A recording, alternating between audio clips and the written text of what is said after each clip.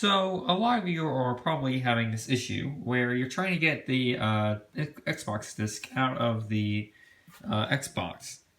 When you try to click the eject button, this is what happens. Just makes a sound and nothing comes out. Well, don't worry. Today, I'm going to teach you how to fix this issue and continue playing on your Xbox.